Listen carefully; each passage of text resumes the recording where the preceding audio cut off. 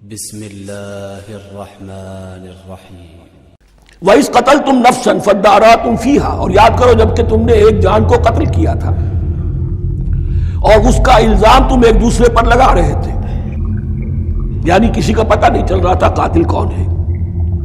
وَاللَّهُ مُخْرِجٌ مَا كُنْتُمْ تَكْتُمُونَ، اور اللہ تعالیٰ فیصلہ کر چکا تھا کہ جو کچھ تم چھپا رہے ہو اسے نکال کر رہے گا، واضح کرے گا۔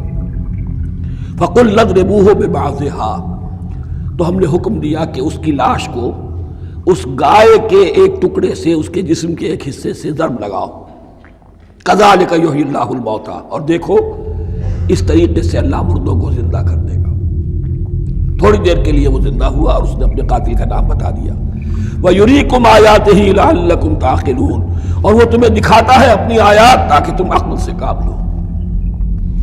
اب جو الفاظ آ رہے ہیں بہت سخت ہیں، بہت سخت ہیں، لیکن ان کو پڑھتے ہوئے درون بینی ضرور کیجیے گا، اپنے اندر جھانکیے گا۔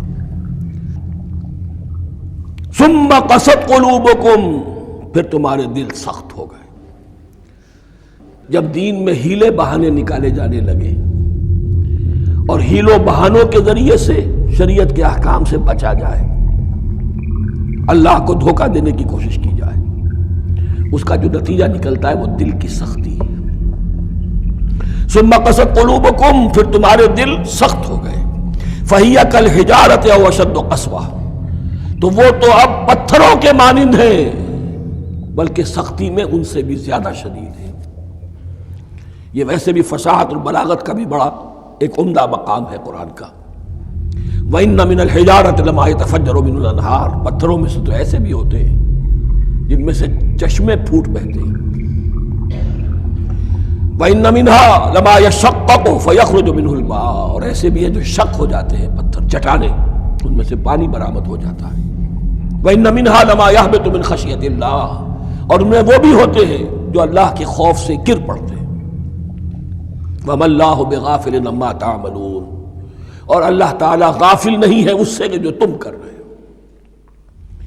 یہ کیفیت جو ہے ثم قست قلوبکم فَهِيَ كَالْحِجَارَةِ وَأَشَدُّ قَسْوَةً، ہے کون؟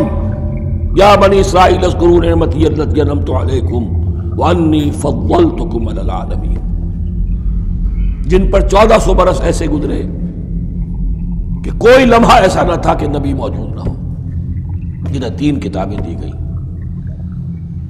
لیکن یہ کہ اپنی بدعملی، عقائد میں بھی مین بیخ کر کے اپنے آپ کو بچانے کے راستے نکال لینا، اعمال میں بھی ہیلوں کے ذریعے سے، کتاب الحیل کے ذریعے سے اپنے آپ کو ذمہ داریوں سے مبرہ کر لینا، اس کا نتیجہ پھر یہ نکلتا ہے۔ اللہ تعالیٰ مجھے اور آپ کو اس انجام بد سے بچائے۔